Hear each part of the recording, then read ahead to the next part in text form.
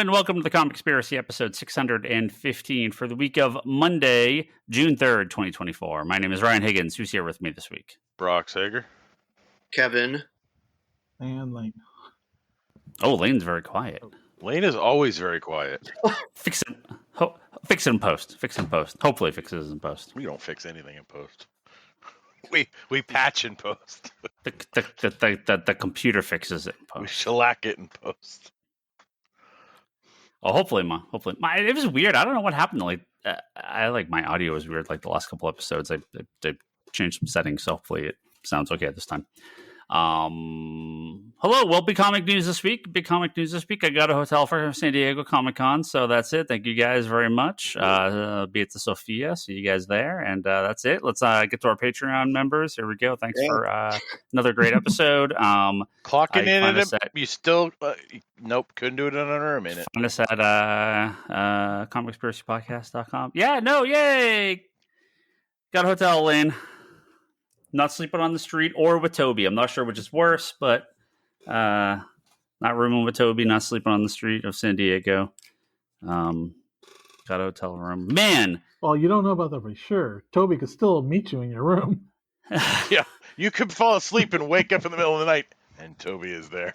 Well, I mean, there's always a chance that I could fall asleep and wake up in the middle of the night and Toby's just staring at me. I mean, that is a 100% possibility any day of the week. But at least for now, it's I think it's okay.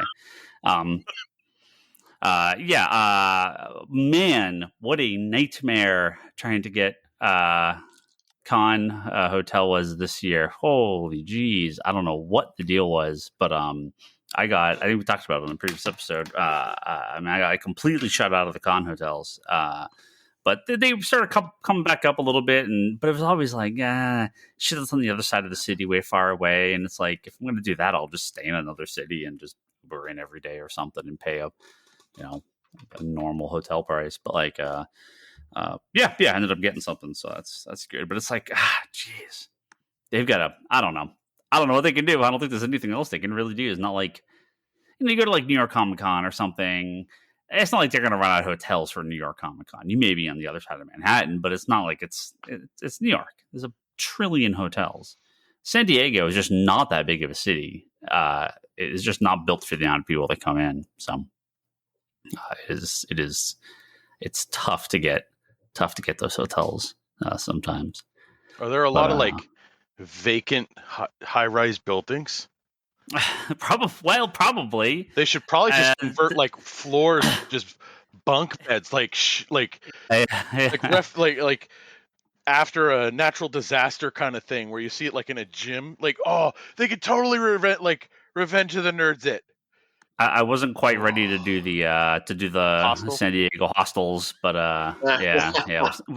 wasn't quite there yet, but yeah. Well, I mean, a good portion of San Diego does turn their house into Airbnb, and they leave the city for San Diego. Sure, probably. I'm sure it's fucking expensive. So I know you guys were talking about doing an Airbnb. Maybe next time. That's what I've done most of the years there. Yeah. But I mean, you pay for it. It is objectively cheaper than those hotels, but you also are paying for double Ubers every day.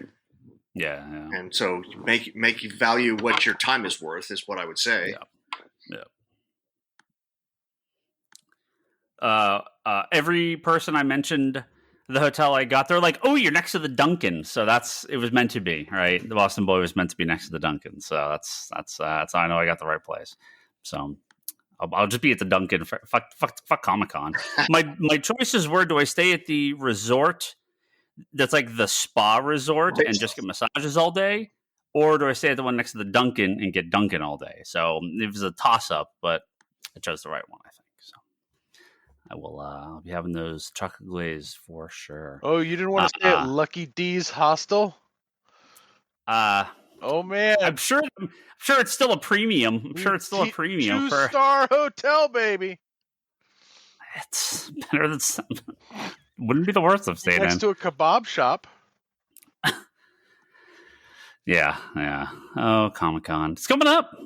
It is next month. So We'll have a fun con report afterwards, I'm sure. See who survives. I got a whole other con to get to before even that, man. Oh, what's next? Heroes, yeah. Where is that? The North Carolina. It's in North Carolina. Yeah. Okay. 2 weekends from now, from when we're recording this. Right.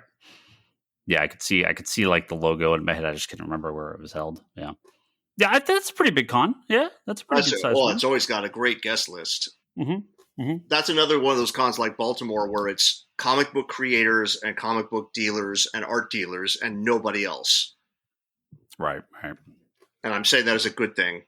Yeah. You'll get your fill of Funko Pops at San Diego. Oh, boy. No, I'm all right. Oh, I saw a lot of Funko Pops this weekend. Where was that? So I dropped my kids off with their grandfather in Livermore, and I decided to drive into downtown Livermore and find probably the smallest bookstore I have ever been in, which was highly disappointing. So I decided to walk the downtown area. There's a comic book store in downtown Livermore. Mm-hmm. Have any of you ever been to it? Yep. It's really disorganized. Disorganized is saying nice things about it. Oh, it was worse a year ago. Oh, it was worse a year ago? Oh, God. Yeah. Like, there were boxes on top of boxes on top of boxes in every row, every aisle of the store. Yeah, that's pretty much the same. But, like, prime location, just horrid. And then I think the thing that stood out the most to me was I walked down an aisle, and Ryan, this is going to make you cringe a bit, and it was the DC trade aisle with bleached spines. Because they didn't do enough to block the sun from the window, so all of the DC trade spines are bleached. Mm-hmm. That's tough because that front area of the shop. I mean, that's specifically why I have like no product up there. Really, it's like you got to get that stuff away from windows. If you've got a big front window, it's gonna had a lot of pops. Destroy anything in the front there. The DC aisle is the middle row. Oh, really? Yes. Oh, what the heck? Yeah. Weird. It's because the windows are high ceiling windows, and the sun comes in most of the morning in that direction. Yeah. You gotta be careful for that type of stuff. I mean, like I have some of those boxes in the front of the shop that are like the boxes we have like some of the what the hell are they called? Just the some like the keychain things and the side of those get pretty bleached over time. Because that's something that comes in the front, but that's not affecting the product. That's just hitting the box. So I'm like, I don't really care about that. But that's serious. You gotta be careful for that because it's like you kind of get dulled to it over time. You just don't even see it. But you can if you put it next to something brand new, you're like, oh wow, this is totally sun bleached. Yeah, especially if there's any books in the window or something. Yeah, it was not a. I got out as quickly as I could. Takes all kinds.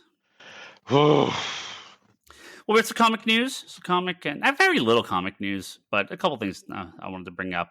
Some movie and TV stuff we'll talk about here. We did have. I did see a comic I'm looking forward to. What will be likely our highest ordered Archie comic of all time, and that, of course, is Archie: The Decision by Tom King and legendary Archie artist Dan Parent. Bless you. Actually, I should say technically second highest ordered Archie comic of all time because we do have our Comics Conspiracy Arsenal Comics split exclusive with Timmy. But okay, so second highest ordered Archie comic of all time. Timmy, you beat out Tom King, so you take some pride in that. There's we'll see how many we're gonna order.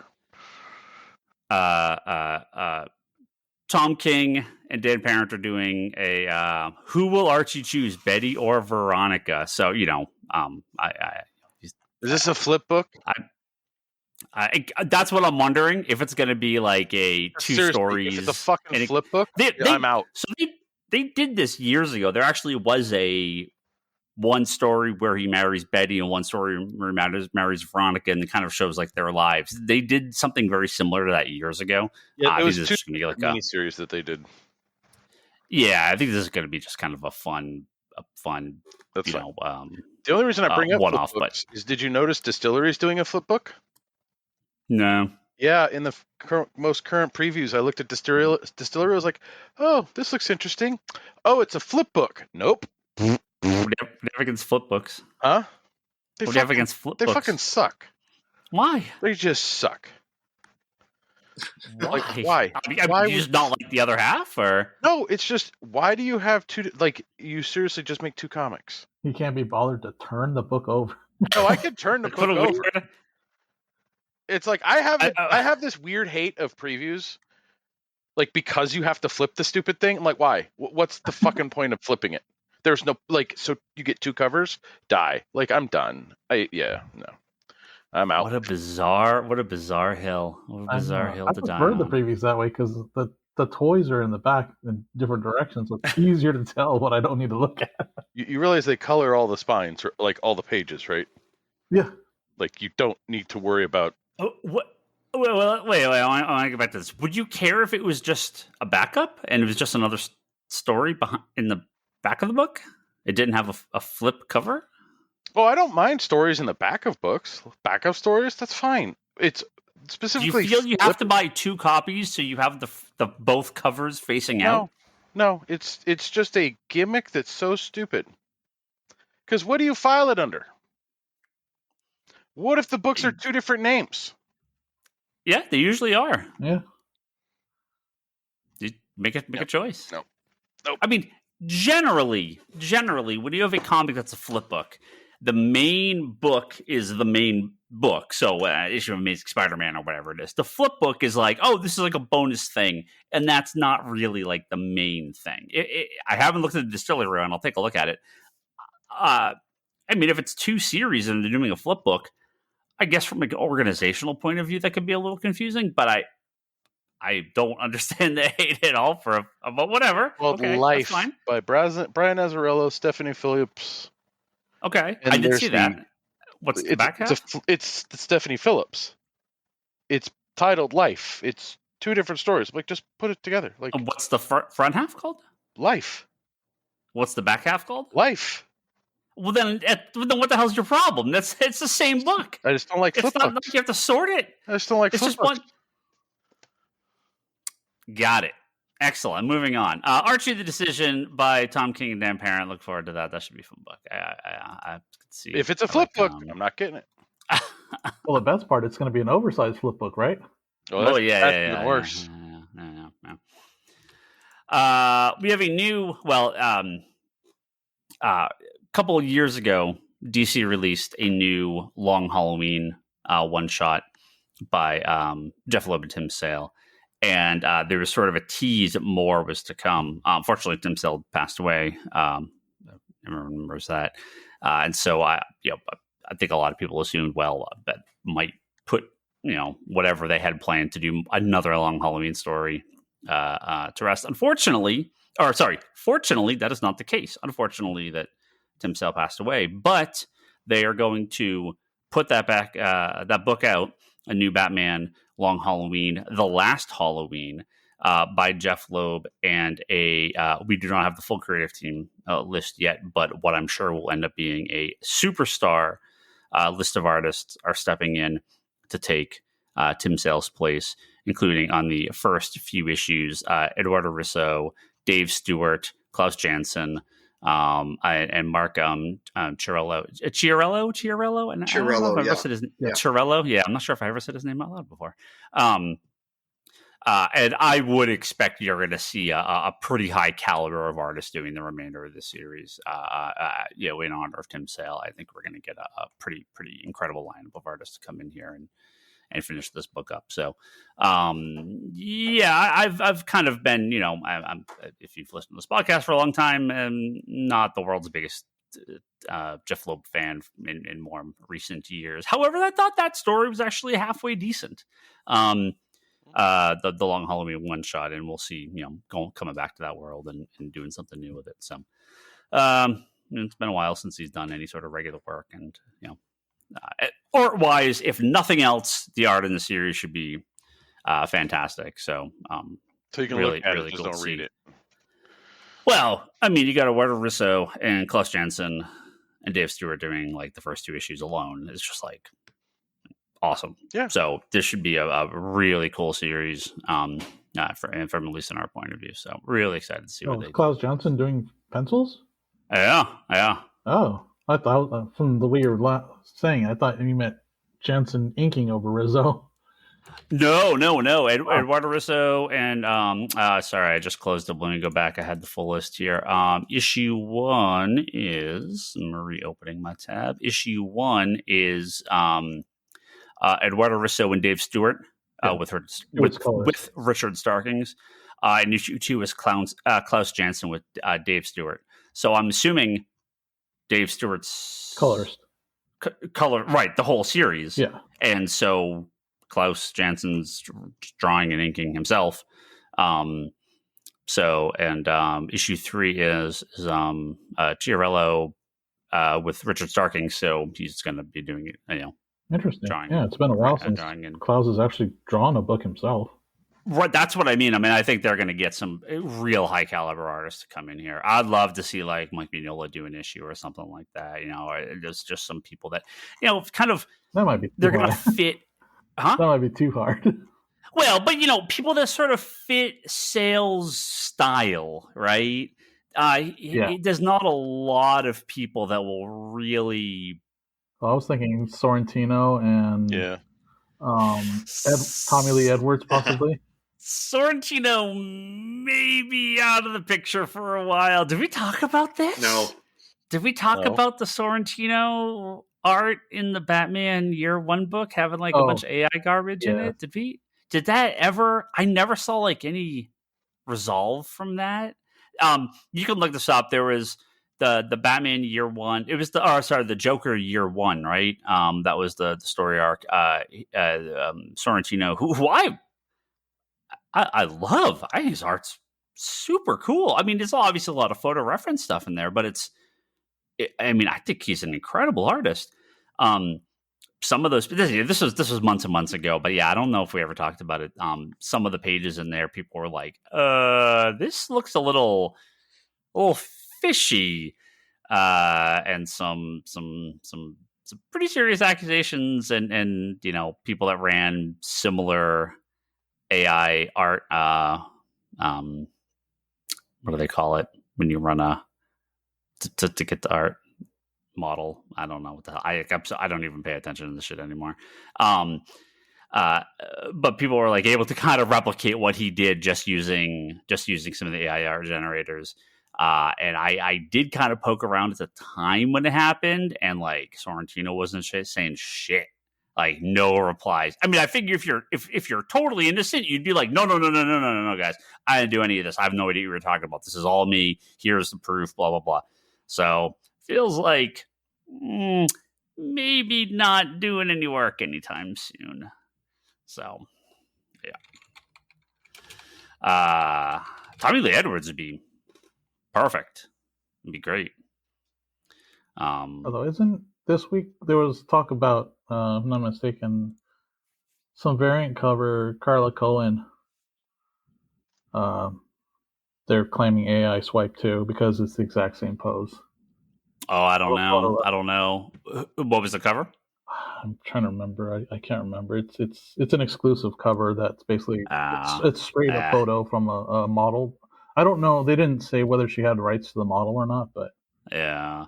I mean, there's so many. Look, I don't hate Greg Land. I know a lot of people do, but he's just highly referencing, maybe tracing, but at the end of the day, he's still drawing it.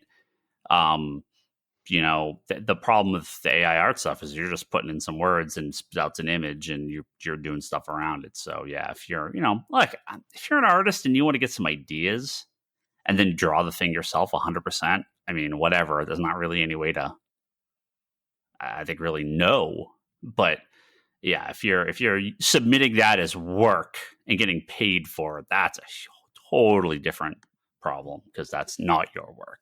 So, but yeah, excited to see who else is going to work on the Long Halloween, the Last Halloween. If you had to order this book before knowing who all the artists were, would you be confident? Would your numbers change dramatically depending on who it is? No, I mean, this is the big problem in comics with art. Most artists, especially these type of artists, not really going to change the order too heavily. The writer in character, the character can have a lot of sway. The story can have a lot of sway over it. The artist is third man on that totem pole. It's the writer is more important, because I think with this, it's not like it's all one artist through the whole book. So you may have some people check in for a specific artist, but these artists are not. You're not going from.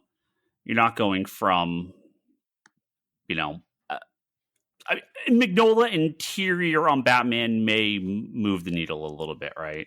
But it's not like you're going to see like Artgerm doing an issue or something like that, where it's like this crazy, wildly different style that's going to turn off half the people that were buying for the other artists and have a completely different new group of people in, right? I mean, they're going to be all pretty, I would assume, similar in tone and style. So I can't imagine, unless, if there was like some jam issue at the end with a ton of people, that might get an extra bump. But no, I don't think I need to know the entire art team beforehand. Because I have a pretty good idea what the caliber of artists they're going to have. They're not going to shit out a bunch of nobodies on this. This is going to be a big project. So yeah, it's nothing against the artist. I just think there's a few that would swing it really heavily, where more people will buy or less people will buy it. So yeah. Rob Liefeld does an issue, then I don't know, maybe we'll talk. But maybe I'll have to adjust my orders. But yeah, I think everything else is good. So, final comic story I want to talk to, and we'll get to a little bit of movie and TV news here. There's going to be a change to local comic shop day. Do you guys? It's over, right? Not free comic shop day. Or free comic book day, free comic shop day. Just get a free comic shop. That'd be great. Take my ticket, please. Yeah, not free comic book day. Local comic shop day. Do you guys know local comic shop day? I know when the books come out. I don't know what day it is. Nobody ever knows what day it is because they can never get books out on time. It's not that. It's nobody cares about local comic shop day. All right. So we go back to free comic day. Right, it's been running obviously for many years now. Record store day kind of like came out of free comic book day. Record store day sort of took a similar approach and said, "Hey, let's do this to focus on the record store day." But obviously, it's a paid thing with lots of high end, vinyl reissues and remasters and out of print stuff and first time releases and stuff, and it's all exclusive to record stores, right? So. Comics Pro, one of the comic retailer groups, said, "Hey, let's do the same thing. We have free comic day. Why don't we do local comic shop day? And we'll have variant covers and exclusive launches and toys and stuff like that." And it's just never taken off. And I don't know if that's Comics Pro. I don't know if that's the publishers. I don't know. I don't know what the deal is. So there's basically a push to, some of the books would be like one per store. Some would be limited to a couple thousand copies. There were some hardcover editions, but it just never hit the way I think it should have. And I've talked to people before, like local comic shop day should be an all out, like basically another Wednesday. It's 6 months after free comic shop day. So put it beginning in November. It's a big event. So it's a Saturday. So you're getting additional people in. It's a Wednesday's release of books. So Marvel, DC, you're launching multiple new titles, reprints, high-end stuff. Image, multiple new books launched that day. Focus on single issues. There's the start of stories. There's reprints. There's and not just variant covers. Variant covers are cool, but not going to be the thing that's going to push something like Local Comic Shop Day.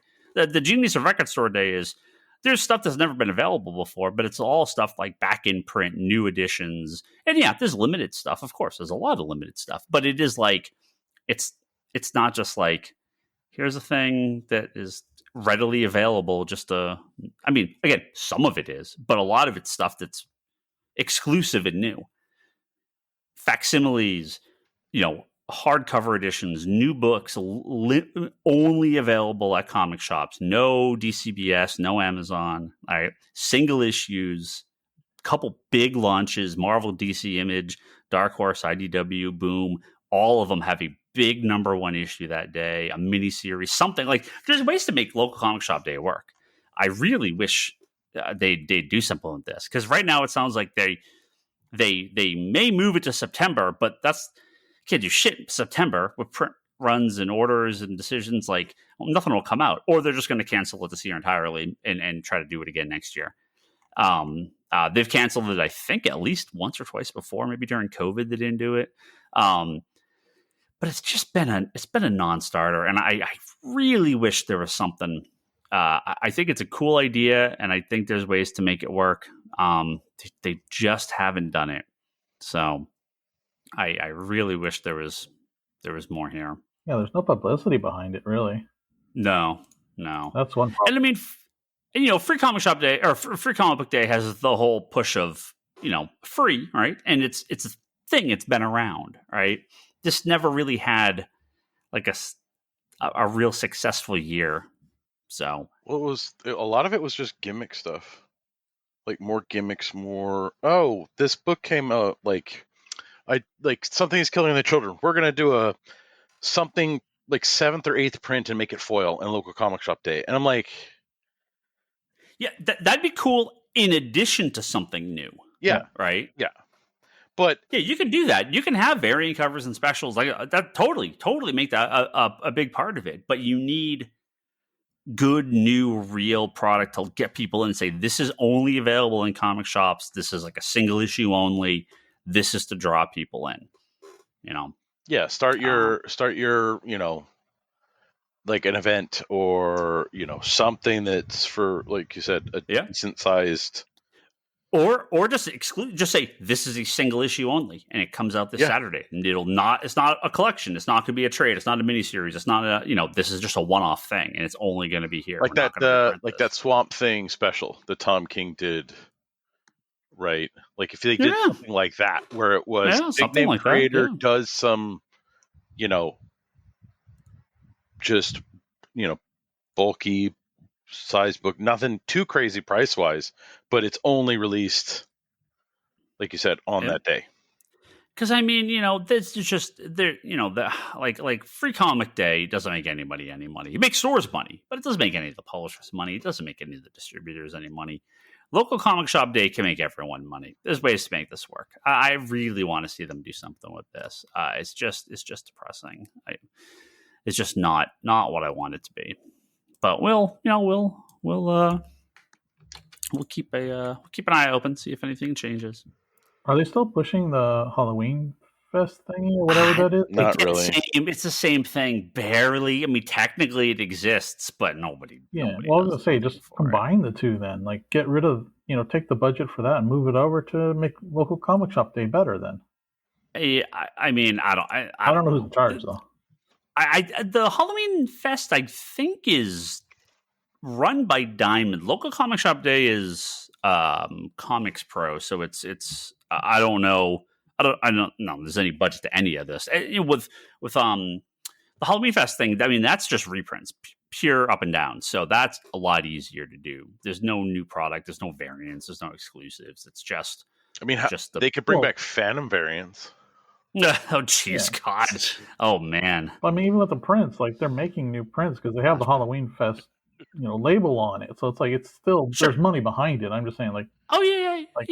They're like Halloween Fest is this thing Diamond does. They're like mini comics, like half size comics. That the idea is you buy like a pack of 25, give them away at Halloween and stuff to kids, and it's cool. It's a cool idea, but it never really took off. We don't get anyone that orders them. Yeah, but, no, you get people that order and go, oh wait, this is a pack. I mean, it says it's a pack, but yeah. People don't fucking read. I mean, a couple people have said they're going to do it, and then like they've never done it again. So, well, it's because they buy it, forget they bought it, and then don't hand it out.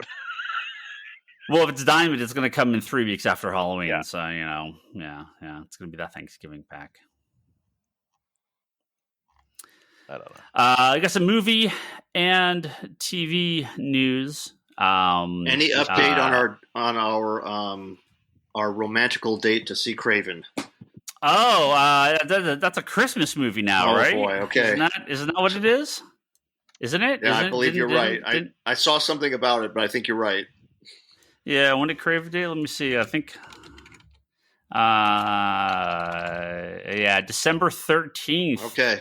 2024. So yeah, let's see if it makes it. All right. Well, it's good. It's funny you bring up Craven because we have multiple Spider movie related topics here. Sony really wants to make this a big, massive franchise as the MCU is scaling back entirely. So that means we are getting the Spider-Man Noir live action series from Nicolas Cage, of course, which could be fun. Nicolas Cage is a weirdo.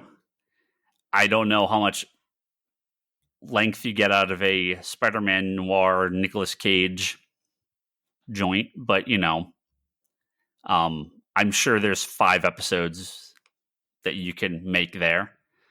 What you're not going to get though is the Silk Spider Society TV show that's been canceled after years of no movement. So we're down 1. So Spider-Man Noir it's finally happening, but Silk is done. So Venom 3 confirmed also to be the end of the trilogy that we didn't know was a trilogy. Venom: The Last Dance. So yeah. So we are down with like, I guess we're gonna get Spider-Verse 3 in 20XX, and Craven maybe in December. But after that, that's probably it. So good luck, Sony. Good luck with whatever your next thing is. Wait, I had a question for all 3 of you. Everybody think of a legit answer here. This is not a troll question. It's legit. Yeah. It's a legit troll question. Got it. Pick any Spider-Man villain or supporting character, and you are in charge of making a one-off, so a movie, not a series, just a one-off movie about that person, but it cannot feature Spider-Man. So it is an adventure of that character, but no Spider-Man in it. Who's your pick? I don't have one pick. I mean, the only like answer that actually makes sense is Black Cat, because you could do a spy crime thriller with Black Cat. She's kind of a good guy, kind of a bad guy. It's pretty easy.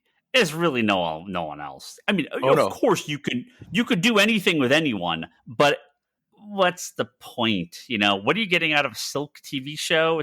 You're not going to get out of like a Spider-Man TV show. That there's so many of these characters out there. I mean, okay, it's another Spider Person. Cool. Well, Brock, Miles, who's your multiple answers? Superior foes of Spider-Man. Yeah, the one Spider-Man thing Brock knows. The one Spider-Man thing Brock's hey, I've read more. Miles is the obvious like answer for live action. But we got Spider-Verse, so right. Like that's I think that's gonna be that. I can't imagine we're gonna get. You're telling me you wouldn't take Superior Foes of Spider-Man TV show? Show, no. Movie, I mean, maybe. I mean, they could do like a Suicide Squad type thing with it, but I mean, in a same, it may be the same thing as like a Black Hat show, right? It's like these are a bunch of doofy villains turned semi good guys, but but in the world of Spider-Man, I mean,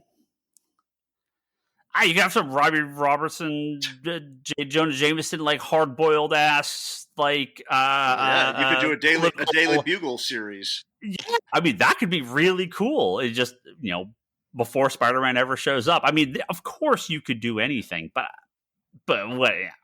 Yeah, you could do. I got trouble. Okay, hold on, wait. I got it. Brock, you fucking stole my joke. God damn it! God damn it! Yes. Damn it! Yes. I was just about to say you have a young Aunt May and a young Ben Parker. Trouble. Lane, do you have a pick for this? Well, I'm not the hugest fan of Spider-Man. I know. That's why I want your unbiased opinion. To be honest, I don't. Probably because I don't know anything else around him. I'd probably go with Spider-Ham. Like a Spider-Ham cartoon would be. Make a straight up parody. Yeah, like not even just like a kid show would be super fun. Like, yeah, you could just literally adapt that old series from the '80s into episodes. Yeah. Those stories are already kind of built that way in that original comic. Well, great pick, Lane. I think I want to watch yours the most out of all of these. No, I when they're talking.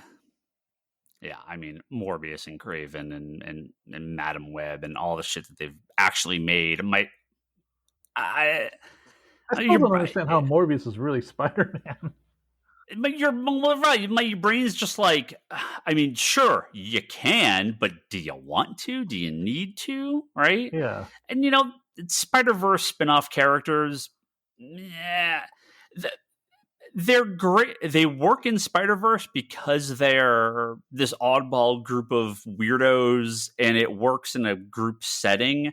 Spider-Ham is a little bit different because that's like a kid's cartoon, so you can get away with that.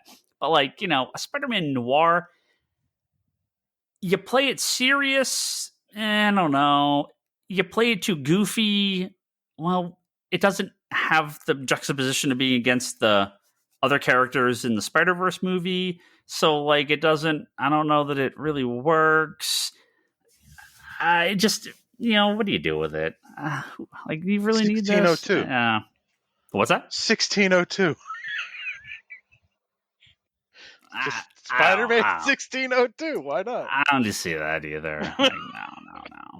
Okay, well, my pick is the OG Steve Ditko Vulture. I just want an old man flapping around Manhattan, stealing things out of windows. Damn you, kid! And the cops can't catch him. There's no Spider-Man. Cops can't catch him, and he just gets away. Every episode. Yeah, it's just that. We'll get you next time. Next time. Well, at that rate, why don't you just do a Stilt Man? To see him that's walking around. Daredevil. Right. Stilt Man. I'd be down for that. But yeah, you're right. Sorry. You know what I don't want to ever see again? Screwball. I don't ever want to see a fucking Screwball thing again in my life. It's the game. Fuck that. Yeah.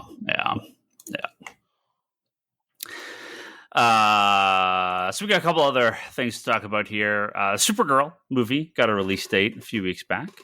Very excited to see that. June 26, 2026. So that gives us a little over 2 years to get that Supergirl movie out, which very happy that's... There's a lot of sixes in there. Well, we haven't had any real updates on any of the other shows or movies, really. Swamp Thing, Booster Gold, right? So Supergirl, this now makes it kind of really officially project. 4 if you count the Creature Commandos series. So Authority. Did Authority even get a date? Did they date Authority? But no. Also, don't forget that a couple of them are already cast for Superman. Right. So I wonder if this actually. I wonder if this is going to beat Authority to theaters. I wonder if Authority gets moved behind Supergirl. But Supergirl obviously has been a big push for the Woman of Tomorrow adaptation. With the boy Tom King, that's news story number 2. But wait, news story number 3, because Tom King is also going to be involved in the Green Lantern TV show alongside Damon Lindelof, which I'm sure has caused certain people around the internet to have their ears and brains just melted because of their hatred of Damon Lindelof. What? A lot of the internet hates Damon Lindelof. I totally get it. A lot of the internet hates Tom King. So, but I mean, not me. I freaking love that Watchmen show, the Lindelof show. Loved it. So yes, you can. Yeah, that Lindelof was great. You can drag him for Lost and Star Trek Into Darkness, but The Leftovers is great and Watchmen is great. So wait and see, right? Didn't he do Prometheus? Oh, right. Yeah, you can drag him for that too. All right. So the negative, it's not tied anymore, Lane. Thanks. Now it's 3-2 against. Okay. Well, Green Lantern. See, I have no problem with any of those things. So, Star Trek, it's fine. I fucking loved Lost. And I like Prometheus. So I don't love it, but the internet taste for Prometheus is a weird thing. Yeah, it is. But anyway. Oh, I look at it. His highs are really high, and his lows aren't that low. So I give him the benefit of the doubt. Yeah. He's no Zack Snyder. Well, and plus he's on a team for this. He's not the showrunner. He's not part of a team. Yeah. Mm-hmm. Yeah. It's the showrunner for Ozark, which I mean, it started. We never finished though. She kind of burned out on that. Awesome. But I kind of want to go back and finish Ozark. Chris Mundy and Tom King will be working with Damon Lindelof on the Green Lantern TV show. So I guess I take that back because Supergirl was this is more kind of official plans. I don't think, again, there's no date for Green Lantern, but I would think 2026 at the earliest at this point. So, hey, you know what? DC, 1 movie a year is also fine. I don't need 2. You want to give me 1 movie and 1 TV show? As long as they're good, that's fine. Because one of our last I have a couple little in relation to this, we did get another Marvel series officially announced, but there's another topic I want to talk on with that as well. Terry Matal again, I've never said his name out loud. Matalis, I think it's Matalis, is the going to be the showrunner for the Vision series, again set for 2026 as well. So we're finally getting that White Vision TV show, whatever the hell they're going to do with that. From 100 years ago when WandaVision came out, they're going to finally get back to that plot line. Now, he was the showrunner behind Picard season 3 and kind of the main guy on that. And that, again, I know some people that aren't big fans of Picard season 3 as well, but I think completely saved that show. I loved it start to finish. One of my absolute favorite things in the last couple of years was that 3rd season of Picard. Because the first 2 had their moments, but were something felt really off. Picard season 3 was fantastic, start to finish. So this goes from whatever normal MCU interest to top of the list because of his involvement. So I'm really excited for that. But this all came on the heels of a big variety piece and interviews with Kevin Feige and other people that Marvel is basically. Kevin, you called this years ago. Marvel is completely breaking apart. Marvel Studios, not internally, but as far as the way things are released, to Marvel Television, Marvel Animation, Marvel Films, and here the direct quote from Variety: "The rebrands are meant to help Marvel disabuse audiences from the pervasive impressions that its content is one unified narrative experience. It must be consumed in its totality." So.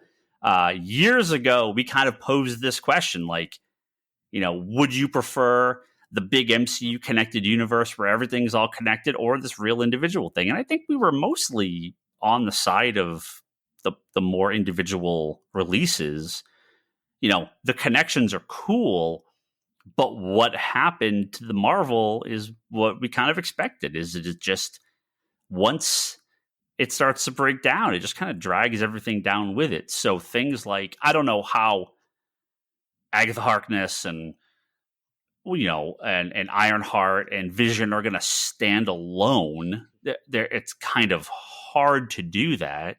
But X-Men 97, I mean, a continuation of an old thing, but has no relation really to the Marvel Cinematic Universe. Very much its own thing. There's some big reshoots coming for the Captain America movie that's out next year. So maybe they're going to try to change elements to that to make it more standalone. The Wonder Man TV show, again, same thing. I'm guessing there's going to be some big changes to that, and Daredevil to make those again more disconnected from the MCU. Because who would have thought that eventually endless content hits a wall and you can't go, and you start to, instead of picking and choosing, you start to watch nothing, which is, I think, what's happened to most of us. Yep. So, and most of my customers and most people I talk to on the internet. Well, so the Kang War is going to bring everybody back in. You wait and see. You want to have a big team up movie? I'm there. You've got to build to that. You've got to give me the pieces over years, and then they all show up together, and it feels cool.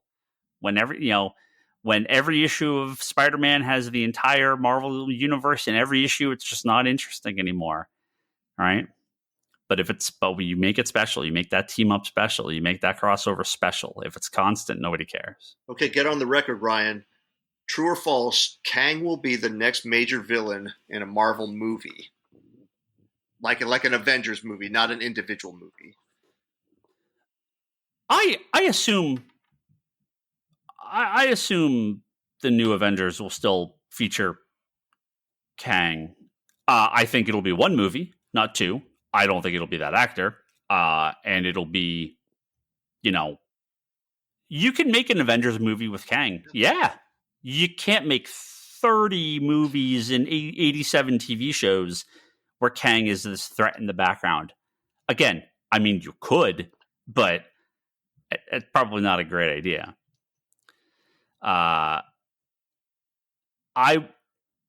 Doom will be the multi-threaded villain over 10, the next 8 years or whatever, once that FF movie comes out. That's my assumption. So this is good, right? I mean, Marvel's making the change they should have made. I think quite a while ago. Obviously the stuff is in production for so long, it could be hard to change on a dime. But it seems like they're making the right step forward, and I hope the shows are good. I want them to be good. I want to watch the shows. I've fallen off so hard. So get me back in. Is Echo and Ironheart and Agatha and are those the things that are going to get me back watching right away? No, unlikely. Cap, maybe. Thunderbolts, we'll see. I mean, there's some cool stuff there. It's possible, but yeah, I don't know. Just not a lot of these things. Yeah. Avengers, yeah. By the time, if there's a big new Avengers movie out in 2027, I'll be like, all right, time to catch up. Yeah, let's see what they're doing with this. I'm sure I'll get to it. Yeah, well, it's tough because the studios swapped, right? Like, you basically have DC turning into the MCU, and you have the MCU turning into DC. Well, Gunn's been pretty open about wanting this stuff to stand alone. There will be connective tissue, which is what made the early MCU stuff so good. All right. It was that tissue, not rebar, right? Like you have some things that you have some, that thing. But yeah, again, when that's the whole movie, that's just not fun anymore. I've said this so long, right? When people only care about the post-credit scene, something's wrong, right? You've made a mistake somewhere along the line. So, but yeah, I'm excited to see Marvel Course Correct because I do want to see these. I do appreciate what they're trying to do.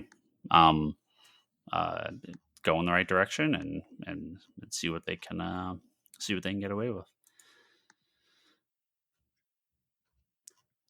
And really, unless anyone's got anything else, I got one last little story because we did see finally our real first footage from the Batman Caped Crusader animated series, the pseudo spiritual successor to Batman the Animated Series, by J.J. Abrams, Matt Reeves, Bruce Timm, along with Ed Brubaker and wasn't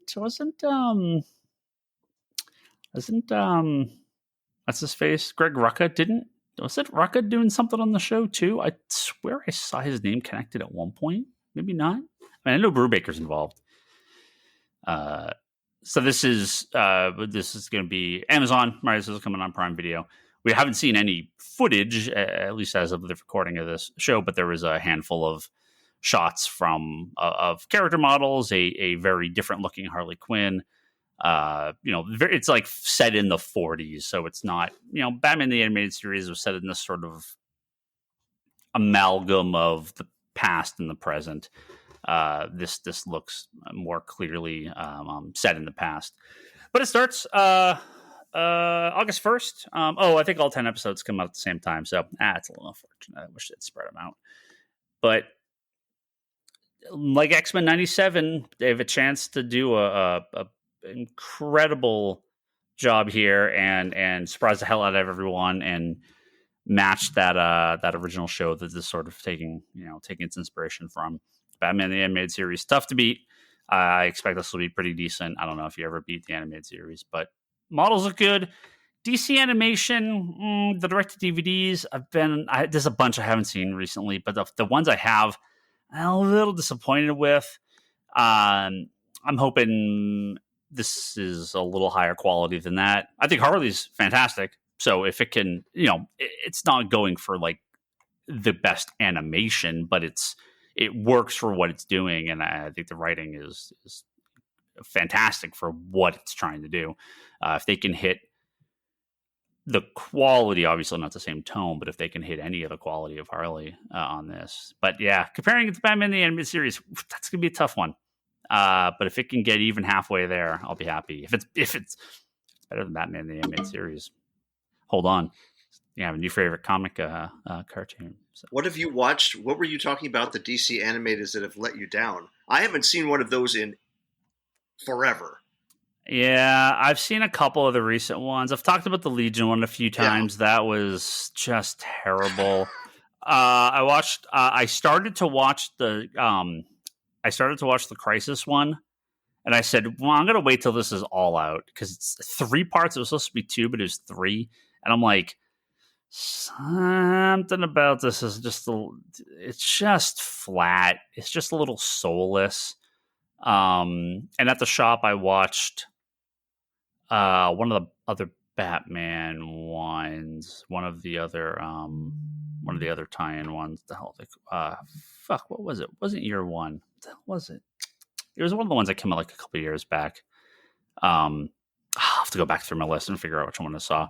I was catching it between customers and stuff, and it was the same. It just something off. Yeah. Yeah, the early ones were all pretty decent. I liked them. I liked quite a bit of them. The recent ones I saw, I don't know. Something's just not there. The screenshots for screenshots are tough. These are just still images. I really need to see this Batman animated series in animation. It doesn't look bad, but it looks like it might have, and that's why I brought up the recent direct to DVD movies. A little bit of that same problem where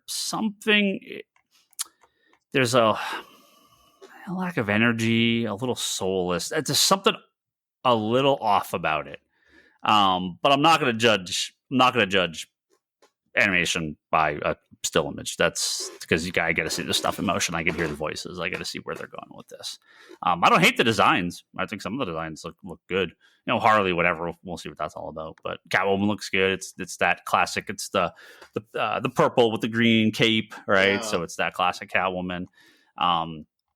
Yeah, I need to see this in motion to really get an idea. I think with the animated movies, a lot of the problems I had was some of the voice acting and there's like a lack of background music. It just feels a little hollow. It's a hard thing to, the animations got a little rougher. Yeah, I don't know. I want them to keep going. We got a 3-part Crisis movie and then at least a 2-part. Maybe they'll move to 3. I don't know. Watchmen. Which, yeah, I'm gonna wait till. Can we just not? What if we just didn't? Let's imagine a world. Imagine that world. I'm gonna wait till Crisis is over and watch the whole thing. So the thing with Crisis that might work is it sounds like they're doing the thing that I wanted them to do, and the Crisis animated movie is actually going to be a Crisis on Infinite animated universes. So it sounds like they're going to bring in like other animated universe stuff for like the final part. Now I haven't seen part 2 anything, so I think they maybe tease something in there about it. But if they bring in, the other DC animated universes for the finale and have some fun with that and bring in the voice actors and stuff, that could be great. And just kind of, for what it is. Watchmen, I mean, who are you making that for? Us. But Us doesn't care about an animated, shitty direct-to-video Watchmen project. Us, we will buy it. They don't have to pay Alan Moore anything, so they go back to that well. It'll be the most viewed one on HBO Max without a question. Remember that Watchmen motion comic? The whole motion comic thing. I know. That seems like a bygone era. I don't mean. I know it was several years ago. Remember Marvel? That feels like it was from 30 years ago. Yeah, they were trying something. Yeah, it just didn't work. This didn't work. Well, we're getting the Watchmen compact comic. So if you wanted to read Watchmen at 60% the size, can read that. It's for those young adults that really want to push the edge in what they're reading. It's for the airplane. It's for the airplane ride. Well, I'm going to springboard off you talking about that Batman animated to do your least favorite feature on this show, which is random weekly pick, because I just have to shout out that Dan Jurgens, Mike Perkins Black Label Batman series. Yeah, it's really good. That first, I only got the first issue. First Night. First Night, it's called, right? First Night, yeah. Yeah, Bat-Man. Wow. Yeah. Man, that's like the best Golden Age Batman story that was never printed before. Like they just found it somewhere in an attic, and it turned out to be way better than any of the actual Batman Golden Age stories. Yeah, it's really good. That is 3 issues, right, Ryan? Total? Yeah, it just wrapped up. Okay, yes. Big thumbs up. I will. Yeah, it's in the pile. I'm excited. Mike Perkins, incredible. There's someone that he should totally do that. Long Halloween. They didn't get him to do that. He should do that. That Long Halloween too. Totally fits the style. It's that kind of darker, grittier. Yeah, that's cool stuff in there. Yeah, no, that of all the recent, probably since Historia, I think that's been our best selling of the Black Label books. That sold really, really well. I guess yeah, that one did. First really issue, I had the other 2 on my pile of magazine books to read. Yeah, I'm way behind on the Black Label stuff. It doesn't go into my regular reading pile, so I've just got a box of them that I haven't read. I got so many to read. So. Rogues was okay. I liked Rogues. Yeah. Didn't the Catwoman one do well? Lonely City was good, yeah. Lonely City was good. There's only been a couple that really flopped. The majority of them have sold well. I know some stores claim they can't sell them, but we sold tons of them. They're all, mid to high end sellers for DC. There's only a couple that kind of flopped. They're selling as good as any midline to high end DC. They're not selling Batman numbers or Wonder Woman numbers, Tom King stuff, but they're selling as much as anything else. So, which at the higher price point, I'll take for sure. It's a cool format. It's cool stories, unique. So, and it's what people said they want, right? These little standalone kind of continuity free stuff. So, yeah, it's good stuff. All right. Well, unless anyone's got anything else, we're going to go ahead and wrap up. You don't have anything you're reading? News filled episode. You don't have anything you're reading, Ryan? Like something that's what am I reading? Hit you? You're like, oh, that's really good. Me? Mm-hmm. No. I don't know what I read. I read the books from. Oh, you read Marvel books. That's why you don't have anything interesting. I read comics from like 4 months ago. I'm like so fucking far behind on new releases. Yeah. Hey, how are you ordering? Actually, I do have a question. This is a question from a listener named Kevin writing in for Ryan. What is long time, first time? Yeah. What is your thought process / physical numbers ordering strategy on the X-Men relaunch? Oh, good question. Because I just said order Phoenix. So, Uncanny X-Men #1 from the ashes, a new beginning. The main X books, which I guess would have been Red Immortal and what? Gold? A while back? No. From the current, like whatever the last batch of them. I mean, it's just X-Men. Yeah, just X-Men. X-Force? I mean, they those sales stayed decent, not high, but people were committed to that stuff. It's the specials, the tie-ins, the miniseries. They all fucking flopped. Just every single one, top to bottom.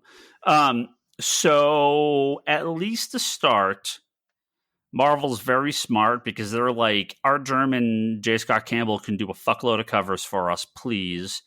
So I at least have a lot of orders for X-Men 1 and Storm 1 and and Phoenix 1 and NYX 1 and where will they be at issue 5? There is I mean, numbers will be higher than everything for sure. I mean, without a doubt, they'll be easily X-Men Uncanny and Exceptional. Yeah, and like Wolverine will probably be pretty close to the same. But all the other books will be maybe 50% higher at a minimum. It's the specials, it's the other stuff. My orders for Phoenix would be like 10 times higher than my orders for a Phoenix book launched a year ago. Because people are interested in this stuff. The last, all those Dead X-Men and what the fuck else was there? Way of X and the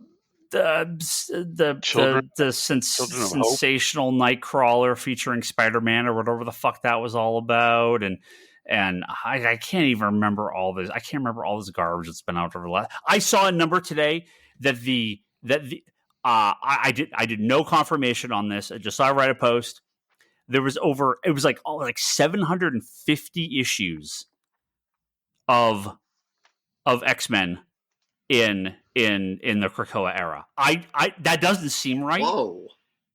But I'm gonna have to go. I want to go back and see if I can get a real count. That seems way higher. But I saw this post and I was like, "What? Is that including variants? It can't be." Maybe it meant with variant covers, but no, with variant covers it'd be way higher than that. I was like, it can't possibly be that many. So I'm going to go back. I want to do a physical count of how many issues there were during the Krakoa era. But I saw this post and I was like, what? It's like, there could be that fucking many, can there? Krakoa was 2019? But there was a lot of books, though. Was Krakoa 2019 or 2021? 2019. Okay, so yeah, from that's volume 5 of X-Men. So volume 5 of X-Men alone had 21. You're not going to just now. There's 8,000 series, but there's you're talking 5 years, and there's multiple books a week. That's 52 books. That's a couple hundred books a year over 5 years. So it very well could be 700 issues of Krakoa era between all the X titles. So I'll see if I can dig up that. Just between X-Men, the X-Men volume 5 and 6, it's like 50 some odd issues there. Yeah, Wolverine was 50, X-Force was 50, all the spinoffs. There was so fucking many of them. Because you had Marauders, you had numerous X-Force. There's a lot. And there's going to be this many X-Men books coming. I mean, they basically said they want to have like an X book, like a number 1 every month or 2 a month or something. August looks to be so disgusting with Uncanny X-Men 1. Yeah, there is a absolute boatload of X-Men stuff coming. Wolverine Revenge with Hickman and Capullo. Yeah, that's a little different. That's like now, here's one I'm actually interested in. This is scary. Are you ready? X Factor by Mark Russell. Yeah, no, that's going to be a cool one. I'm like, I don't know if I'm going to buy it, single issue, but I'm definitely going to read it. No, they're trying something different, which I'm very happy for. Because they needed it. They needed to get the hell away from the Krakoa stuff. Yeah, because July is X-Men and X-Force and Phoenix and NYX. Yeah. I'm secretly hoping that Mark Russell book will bring back the revival of that last New Warriors line. Oh God, why? Because it's about influencers. Oh, jeez. So you bring back hashtag. We're gonna get Snowflake. We're gonna get him. Yeah. The worst. It's your penance. Well, on that note, yes, significantly higher than before. We'll see where it is in 6 months. That's always how this stuff There's goes. Apparently a hidden Jim Lee variant for Uncanny X-Men #1. Yeah, of course. It's some reprint, probably. Yeah, that's what the hidden gems are. Woohoo. And on that note, we're going to wrap up. Thank you all very much for listening to this wonderful episode of the Comic Conspiracy Podcast. Please thank our high-tier Patreon backers, Edward at geekyvillain.com. You can buy some stuff from them there. Joe Duff, Kelsey May, our friend Craig Anderson at the Executive Evolution Podcast, and Jimmy Rivera at the Social Forum Podcast. Thanks for your continued support. You can go to comicconspiracypodcast.com and find all our previous episodes as well as on Apple Podcast. If you go to patreon.com/comicconspiracy, you can kick us a couple bucks over there. Comicsconspiracy.biz is where you can find all the products we have for sale at the store and at the warehouse. All sorts of cool stuff on there. Tons and tons of books and toys and comics and back issues. And neat stuff for pickup and mail order. You can visit Brock's website, conspiratorBrock.com. See his videos over there. Charlie's Wanders in the Fourth Dimension podcast. Our good friend Charlie talks about Doctor Who and other stuff now, from what I understand. Kevin has his interview series called Between the Panels at fanbasepress.com and a page I love at the Comic Art Live page on YouTube. Check that out. And my wife Leanne is at leannehill.com. You can find her art at etsy.com/shop/LeanneHillArt and pick it up at the shop or at comicsconspiracy.biz. And if you're on Blue Sky, I'm Ryan Higgins. Brock's Brock Sager. Toby's Toby XI. Kevin is at Kevin Sharp. The store is still ComicsCon Store on Twitter. Who set up a Kara account? I grabbed Ryan Higgins just in case. Can we just? This is. I feel about this the same way I feel about the animated Watchmen. What if we just don't? What if we just all agree to not? Like, let's just call it a day. Like, let's not adapt Watchmen to any more formats. I grabbed the name and there I sit, and I haven't used it past that. So, but if you're on Kara, you can follow Ryan Higgins. I'm not an artist, so I don't know. I knew I should have grabbed that Ryan Higgins name. Just log in. If you're, you should also check out Geekbox Podcast, which I do with my, my friend Ryan Scott, and we talk about all our wonderful nerdy lives and the various random nerdy things we do. And I'm sure I recorded something amazing this last week about us being old. I think it was mostly about me not wanting to watch Beetlejuice and how I thought the Beetlejuice trailer was a fucking abomination. Kevin, speaking of, can we just not? But I thought you'd be all over that. Oh God, no. Have I not talked to you about this? No. Here are 4 statements. Tim Burton is one of my favorite directors of all time. Yes. Beetlejuice is one of my favorite movies of all time. 2 for 2. I never need to see another Tim Burton project again, and I never want to see another Beetlejuice project. So, I mean, the musical was fantastic, but that musical wasn't that good? It was really good. Yeah. We saw it on Broadway. Me and Leanne, we went to New York. We saw it on Broadway. Those are 4 statements, and they are all true. They are all true. It could be my favorite thing, and I never need to see it again.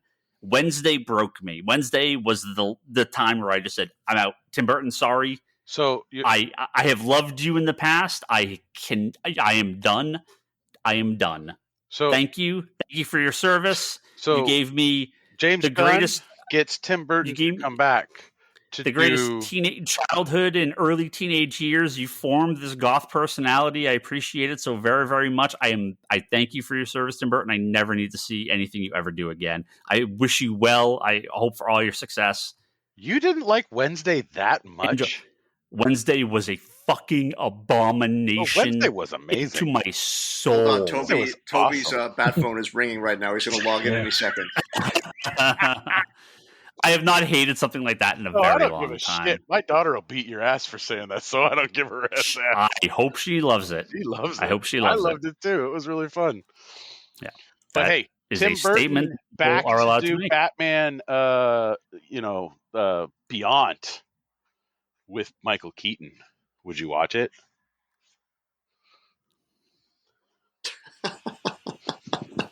I will put this on the line right now. I will put this on the line right now. There are 3 things. There are 3 things that if Tim Burton said he was doing, I would watch. Okay. 1, if he was doing another Batman project, that's less Tim Burton, that's more Batman, right? Of course I'm going to watch that. 2, I don't know what he would ever do, but if he said he was making another movie like Ed Wood or in the style of Ed Wood or a sequel to Ed Wood, I mean, Ed Wood is secretly not, I don't even know if it's secretly, it is the best Tim Burton project. Because it's the best screenplay. That's the difference of most of his movies. Right, correct. So if he was like, this is my new Ed Wood, I'd be like, that might be enough to get me to be like, okay, who else is involved with this? Okay, this might not be a shit show. And if you did a sequel to Mars Attacks, because Mars Attacks is fucking amazing. And I love Mars Attacks. Everything else, no, thank you. No. Do not need to see Beetlejuice. Do not need an Edward Scissorhands. Do not need more Nightmare Before Christmas. Don't need any of that. No. Stop it. I don't need any more Edward Scissorhands. I don't need any more. What is it? What was that? The other one. The Planet of the Apes. The Barber. Sweeney Todd. I like Sweeney Todd. Sweeney Todd was good. Okay. Yeah, it was fun. Didn't he do Big Eyes? Did you see that one? Yeah, I think he did. No. I started to check out. No. Yeah. No. All right, Frankenweenie? Didn't he do Frankenweenie? He did direct Frankenweenie, right? Yeah, because he didn't do A Night Before Christmas. Corpse Bride. He produced it, but yeah, Corpse Bride. Yeah. James the Giant Peach. It's good stuff. I mean, it's good stuff. Great movies. Some of these produced or directed some of my favorite movies of all time. And now I am done. Thank you. What if he was to do a Crow movie? Yeah, that's it. And you can find us on Kara or not. If you Kara, go find us on Kara. That's it. This will age well. So there you go. Goodbye, everyone. Goodbye. See you next week. Bye.